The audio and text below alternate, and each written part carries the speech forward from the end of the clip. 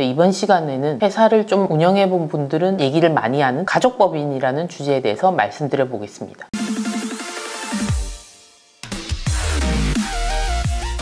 가족법인은 누가 만들어낸 개념인지는 모르겠지만 말 그대로 가족들이 주인이 되어서 이루어진 법인을 뜻합니다. 제가 늘 말씀드리지만 법인의 주인은 누구다? 대표님이 아니시고요. 주주입니다. 이런 회사의 주인, 즉 주주가 가족으로 이루어진 회사를 가족법인이다. 이렇게 보시면 되겠습니다. 우리가 아는 대기업들의 회사의 주인인 주주는 일반인들이 많죠. 특정 사주 일가 외에도 일반인들이 참여를 많이 할 수 있습니다. 일반 법인도 참여할 수가 있고요. 근데 이런 가족법인은 가족들로만 구성되어 있기 때문에 내부적으로 자율적으로 움직일 수가 있기 때문에 가족 사업을 운영하고자 할 때 많이 쓰이는 개념입니다. 가족 간의 자금 운영이 유리하고 외부로부터 간섭도 안 받기 때문에 자유롭죠. 그래서 요즘 부동산 법인은 가족들이 주주 구성으로 전체 이루어진 형태로 많이 만들어지고 있습니다. 이유는 당연히 세금에 유리한 면이 있기 때문에 그렇게 하겠죠. 이렇게 하면 소득 분산을 통해서 세금을 좀 절약할 수 있고 나중에 자녀들에게 소득 재원 마련도 해줄 수 있으며 나중에 상속이나 증여 때도 세금을 절약할 수 있고 투자 목적으로도 괜찮기 때문에 이 가족법인의 형태를 많이 활용하는 것 같습니다. 사실 새로 나온 개념이라고 하기엔 말이 안 되는 게 기존의 법인을 만들 때 대부분 중소기업들은 가족들이 주주로 구성이 되기 때문에 이미 가족법인으로 운영되고 있었다. 이렇게 보시는 게 더 맞을 수 있습니다. 자, 그러면 이런 가족법인의 구성은 어떻게 하느냐? 당연히 부모님과 자녀가 되겠죠. 여기에 조부모님, 부모님의 형제자매 이렇게까지 끼는 경우는 잘 없습니다. 왜냐하면 나이가 들수록 상속의 문제가 생기기 때문에 주주로 구성하기 쉽지 않고요. 형제자매는 결혼을 하고 나면 가족의 개념에 들어오기가 쉽지 않기 때문에 의견이 많이 다르기 때문에 구성을 할 때는 보통 배우자와 자녀로 구성이 많이 됩니다. 이때 많이 나오는 질문이 지분 비율을 어떻게 하면 좋겠느냐 라는 질문인데요. 사실 부동산 법인들이 가족법인을 많이 만드는 이유가 자녀들에게 소득 분산을 하기 위한 목적이 많기 때문에 자녀의 지분 비율을 올리시길 원하는 분들이 많습니다. 근데 이런 취지는 좋지만 자녀가 너무 큰 비율을 가지고 있다면 몇 가지 단점이 생길 수 있고 또 증여세의 문제도 생길 수가 있기 때문에 자녀가 너무 높은 비율이라면 재고민을 해보셔야 될 부분이기 때문에 이 부분은 세무 전문가와 꼭 상의를 하셔야 되는 부분입니다. 일반적으로 자녀들이 좀 낮게 들어간다면 커도 40%를 넘지 않는 수준? 보통 이 정도라고 생각해 보시면 되겠습니다. 자, 그럼 이런 가족법인이 어떤 점에서 장점이 있는지 설명드려 보겠습니다. 아까도 말씀드렸지만 제일 큰 장점이 세금 절세면이었죠. 이 부분을 설명드리려면 개인 세금과 법인일 때의 세금을 비교할 수밖에 없습니다. 개인 세금은 개인의 여러 가지 소득을 합산해서 내기 때문에 더 높은 누진세율이 적용이 되죠. 그러나 법인의 소득은 개인 소득과 합산이 되지 않기 때문에 그런 면에서 낮은 세율이 적용될 수 있기 때문에 유리합니다. 더 구체적으로 말씀드려 볼게요. 우리가 가족법인 중에 부동산 법인이 제일 많기 때문에 그 사례로 말씀드리면 개인 사업자로 부동산 임대사업자를 낸다면 매년 임대소득에 대해서 높은 소득세율이 적용될 수가 있겠죠. 소득세는 45%까지 8단계 누진세율이기 때문에 이익이 높을수록 세금이 어마어마합니다. 만약 임대소득의 순이익, 즉 매출에서 비용 뺀 순이익이 5억이라고 가정을 한다면 40% 소득세율이 적용돼서 아마 대략 세금을 계산하면 소득세가 약 2억 원 가량이 나올 겁니다. 근데 법인이라면 순이익이 5억일 때 19% 법인세율이 적용돼서 8천여만 원의 법인세가 나오게 되겠죠. 이 두 가지를 비교하시면 1억 넘게 세금 차이가 납니다. 물론 법인의 경우에는 이 남은 이익에 대해서 나중에 또 다른 세금으로 과세가 되겠지만 일단 소득세와 법인세를 비교하면 이런 차이가 난다는 거죠. 매년 이렇게 세금에서 1억 넘게 차이가 납니다. 그리고 이렇게 매년 소득에 대해서 차이 나는 부분 외에도 이 부동산을 팔았을 때, 즉 양도세에 대해서 따져본다면 개인의 경우에는 똑같이 8단계 누진세율이 적용되기 때문에 양도 차익에 따라서 최고 소득세율을 낼 수가 있습니다. 그렇지만 법인은 최고 세율 해봤자 19%의 세율인 거죠. 그 높은 단계는 적용되기 쉽지 않기 때문에 물론 법인의 경우에는 장기보유 특별공제를 받을 수 없습니다. 개인은 장기보유 특별공제를 받을 수 있죠. 그렇지만 양도할 때 양도 차익이 커질수록 양도세 세금은 어마어마한 차이가 나는 겁니다. 매년 1억씩 차이가 나는 것을 한 10년간 굴리면 10억 차이가 나겠죠. 그리고 10년 있다가 매도를 하게 되면 부동산 가치가 상승한 만큼 더 큰 양도세의 차이가 나기 때문에 법인의 경우에는 개인에서 내는 세금만큼 줄어든 세금을 굴려서 재투자를 할 수 있는 여력이 생기는 겁니다. 이렇게 매년 세금이나 양도세금뿐만 아니고 상속 증여세금에도 차이가 나죠. 부동산 법인은 말 그대로 주식으로 가지고 있기 때문에 지분으로 서로 이전을 하게 됩니다. 부동산 법인의 경우에는 이렇게 매년 세금의 차이도 있고 양도시에도 차이가 있지만 증여나 상속에서도 세금 차이가 많이 납니다. 다른 부분도 같이 말씀드려야 되기 때문에 다른 시간에 추가적으로 말씀드리겠지만 부동산 법인의 경우 상속이 일어나면 지분으로 받게 되기 때문에 개인이 부동산으로 상속받는 경우보다 상속세 면에서 주식으로 받는 게 더 절세가 될 수 있습니다. 그리고 대출 면에서도 따져본다면 개인은 DSR 등에 걸릴 수 있지만 법인은 그런 게 없죠. 그래서 대출 한도 면에서도 법인이 더 유리할 수가 있습니다. 이런 가족법인의 장점을 잘 활용해서 부동산 법인을 많이 하시는데 이때 법인 전환의 방식을 선택하는 경우도 있고 신규 법인을 설립하는 경우도 있죠. 이 차이점을 한번 살짝 말씀드려 보겠습니다. 가족법인의 장점을 잘 활용해서 요즘 많이들 하시는 부동산업에서 이런 법인을 신규로 설립하는지 또는 개인 사업자에다가 법인으로 전환하는 방법이 있는데 이 두 가지의 차이점도 한번 말씀드려 보겠습니다. 개인 사업자로 하다가 법인으로 전환하는 경우에는 방식이 두 가지가 있겠죠. 첫 번째로 현물 출자의 방법을 이용하신다면 부동산 자체 가액이 자본금이 되기 때문에 자본금은 따로 마련 안 하셔도 되지만 거액의 취득세를 준비해야 되는 상황이 됩니다. 그리고 기존의 부동산이 보통 부모님 소유이기 때문에 이걸 가족법인으로 만들어서 자녀들까지 주주로 넣는다. 이건 당연히 문제가 됩니다. 부동산 소유자가 당연히 100% 주주가 되어야 되겠죠. 그런데 이런 부분을 잘 모르시고 법인으로 되면서 주주 분산하는 게 좋다 이런 내용만 들으시고 자녀들까지 다 주주로 놓고 현물 출자 방식을 하셨다. 이 부분은 증여세 문제가 되기 때문에 전문가와 반드시 상담을 하시고 현물 출자 방식을 선택하시는 게 좋습니다. 그 다음 포괄 양수도 방식으로 부동산을 넘기실 경우에 또 주의하셔야 되는 점이 있죠. 포괄 양수도 방식이라는 것은 전체를 넘겼기 때문에 개인 사업자일 때 자산과 부채를 잘 계산하셔서 그 차액, 즉 부동산 자산과 이 부동산에 대한 대출 부분, 즉 부채를 차감한 순자산 가액을 계산하셔서 이 순자산 가액 이상의 현금을 자본금으로 출자하셔야 되기 때문에 자산의 가액이 크고 부채가 적을수록 납입하셔야 되는 자본금이 커질 수 있습니다. 이 재원 확보가 되는지도 따지셔야 되고요. 이렇게 넘길 때는 영업권 평가를 동시에 하시는 경우 영업권이 기타 소득으로 과세가 되지 않고 부동산과 함께